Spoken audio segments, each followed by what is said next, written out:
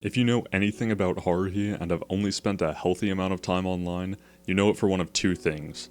The anonymous proof of calculating the lower bound of super permutations in greater than or equal to 2, and the endless 8. While the first one is a lot of complex math, the endless 8 is the one everyone loves to talk about. Starting June 19th, 2009, the endless 8 is the longest arc in the entirety of the Melancholy of Haruhi Suzumiya's anime. While the titular arc was only 6 episodes long, and most only being 1, the endless 8 is, in fact, 8 episodes long. 6 of these episodes have an almost identical script, with all shots reanimated and all voices re-recorded in both Japanese and English. People really like postmodern and subversive stuff until it shows you 2.5 hours of the same time loop to really drive the point home. It's incredible. By time of writing, I'm about to start my 8th rewatch and I have never skipped an episode.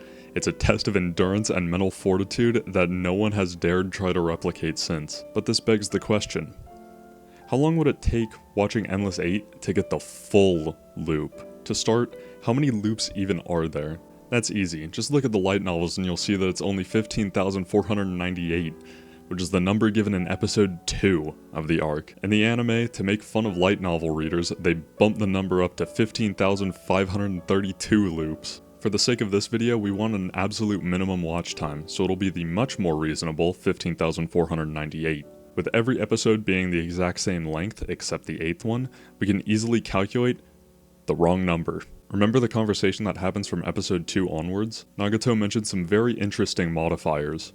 By the end, there are 2 loops without a Bond Festival, 437 without goldfish scooping, 6,504 without part-time jobs, and 360 with multiple instances of part-time work. On top of this, the first 8,768 loops did not include any instances of déjà vu, meaning these must be the first episode, lacking the nighttime conversation, with one of these lacking a Bond Festival. Now it's time to make some assumptions. First is that every episode after the first 8,768, except for the 8th, is watched in any order. This allows us to abuse the exceptions to maximize what can be cut and what is added, as each episode has slightly different lengths for each activity. It wasn't just the animation and voiceover, the timings aren't consistent. Episode 1, since it lacks the nightly conversation and mental anguish at the cafe, takes the longest out of each episode for each event. So if we can remove something, it will likely be in the first 8,768 loops. However, for the ones we add, the shortest part-time section is in episode 3 at 45 seconds long. For additional clarity, I'll be using the light novel version of the arc to determine any exceptions.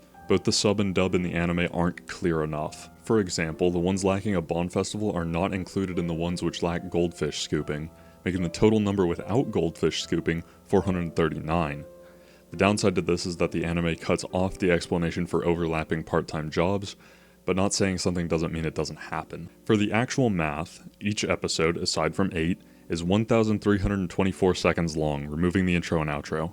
One of 2 loops without a Bond Festival is in the first episode, which takes out 145 seconds by itself. We can also subtract one of the part-time jobs here for another 81-second reduction. We can subtract both the part-time work and goldfish scooping from these first episodes as well, giving us another 437 episodes with 114 seconds removed. The remaining loops without part-time are then added, being 6,066 episodes with 83 seconds removed. Then, we only have to watch the full episode 1 2,264 times. Finally, we can start watching the next 6 episodes of Endless 8. Immediately removing the Bond Festival, episode 2's clocks in at 116 seconds, making it the second longest. However, episode 2 doesn't have anything else we can remove, so subtracting 116 seconds is the only time it'll be useful. Now time for more assumptions. For multiple part-time work loops, we'll assume it's the exact same runtime as the episode's part-time work scene.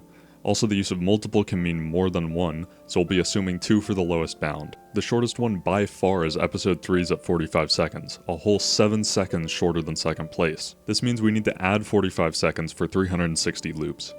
At this point, we're done with the modifiers at 9,129 loops, meaning we can watch our choice of episodes 2 through 7 for the next 6,368 loops. The final loop, episode 8, clocks in at a special 1,390 seconds, as it lacks the end credits.